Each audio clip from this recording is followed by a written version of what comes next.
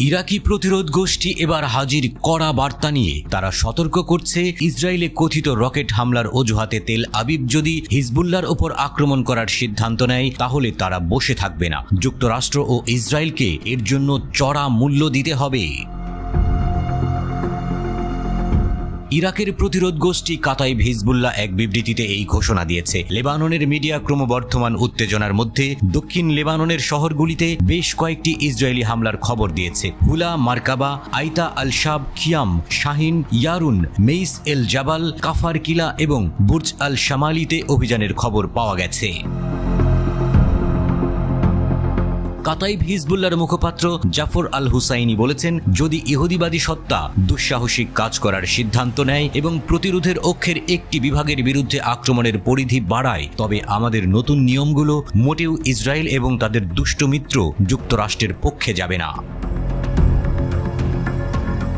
শনিবার ইসরায়েল অধিকৃত গোলান মালভূমির মাজদাল শামস শহরে একটি ফুটবল মাঠে কথিত রকেট হামলায় কমপক্ষে 12 জন নিহত এবং বেশ কয়েকজন আহত হয়েছে। একটি লিখিত বিবৃতিতে হিজবুল্লাহ বলেছে, হিজবুল্লাহর এই ঘটনার সাথে একেবারেই কোনো সম্পর্ক নেই। এই বিষয়ে সমস্ত মিথ্যা অভিযোগকে স্পষ্টভাবে অস্বীকার করছে।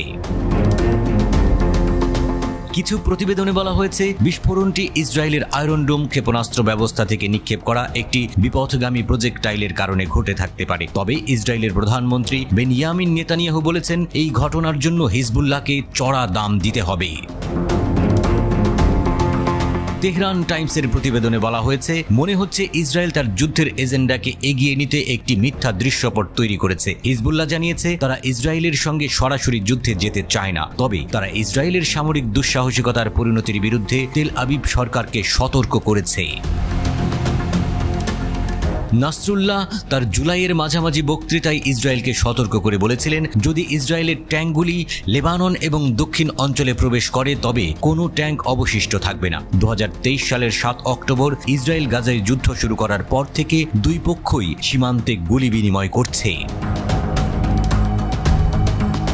একজন অবসরপ্রাপ্ত ইসরায়েলি জেনারেল মারিব পত্রিকাকে বলেছে, হিজবুল্লাহর সাথে যুদ্ধ ইসরায়েলকে ধ্বংসের দিকে নিয়ে যাবে। মেজর জেনারেল ইজ্জাক ব্রিক বলেছেন, যারা দখলকৃত গোলান মালভূমিতে হামলার পর প্রতিশোধ নিতে চায় তারা ইসরায়েলকে হিজবুল্লাহর সাথে যুদ্ধে আরও টেনে আনতে পারে। তার মতে এর ফলে ইসরায়েল খুব বড় ক্ষতির সম্মুখীন হবে এবং দেশটি ধ্বংস হয়ে যাবে।